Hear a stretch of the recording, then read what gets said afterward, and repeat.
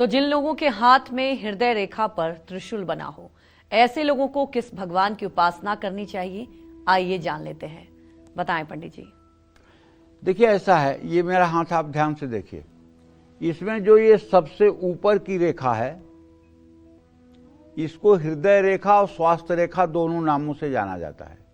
इसको हृदय रेखा भी कहते हैं और इसको स्वास्थ्य रेखा भी कहते हैं। सबसे ऊपर है, ठीक है, जो बुध पर्वत से शुरू होकर के और बृहस्पति और शनि पर्वत के बीच में तक जाती है। अगर कोई दीर्घायु है तो ऐसा ही योग होता है। अगर इस पर त्रिशूल का निशान बना हो, आप देखें बहुत लोगों के हाथ में ये रेखा जहां जाकर के अंत करती है वहां त्रिशूल का निशान बना होता है।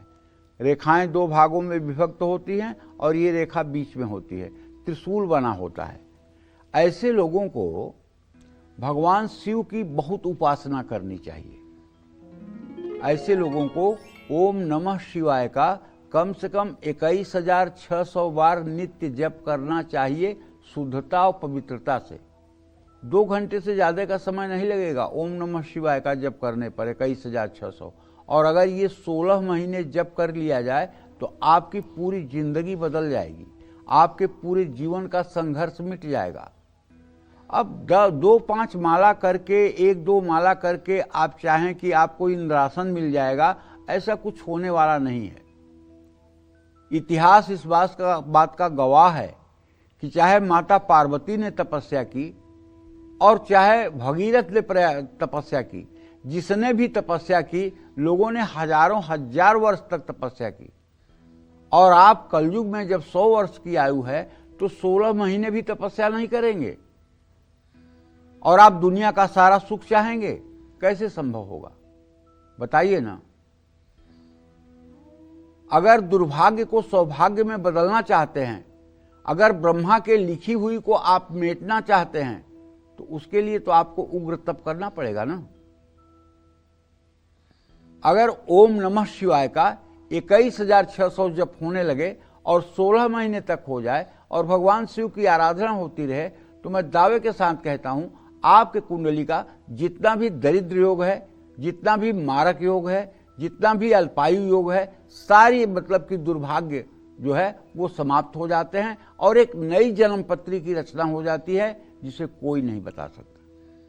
तो इसलिए अगर आपके पास समय है और आपको लगता है कि आपके हृदय रेखा पर आगे त्रिशूल बना हुआ है, तो आपको ये साधना करनी चाहिए। हाँ, अगर 21,600 नहीं कर सकते हैं तो आप कम से कम 10,000 करिए, कुछ करिए। और अगर बिल्कुल नहीं कर सकते तो 10 माला करिए। धीरे धीरे लाभ मिलेगा, लेकिन मिलेगा। अब यह है कि आपका चिंतन और आपका समर्पण भगवान शिव के लिए कितना है, ये देखना है।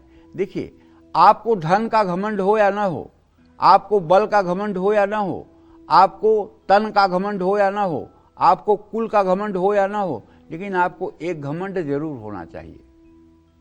वो घमंड ये होना चाहिए, मैं शिव जी का, शिव जी मेरे, शिव जी तो मेरे ही हैं और मैं शिव जी का हूं। ये घमंड होना चाहिए, मन के कोने कोने में होना चाहिए। कोई लाख समझाए कि तुम शिव जी के नहीं हो, लेकिन मत मानो कि मैं शिव जी का नहीं हूं। कोई लाख समझाए शिव जी तुम्हारे नहीं है, मत समझो कि शिव जी हमारे नहीं हैं। ये समझो मैं तो शिव का, शिव मेरे। अगर ये बात डट करके आपके मन में आ गई और रोम रोम में आपके ये बात समा गई कि शिव जी आपके, आप शिव जी के, तो आप विश्वास करिए आपके जीवन की सारी जिम्मेदारी भगवान शिव के अधीन हो जाती है। और फिर इस त्रिलोकी में कोई ग्रह दोष आपको प्रभावित नहीं कर सकता है। जय मां विंध्यवासिनी।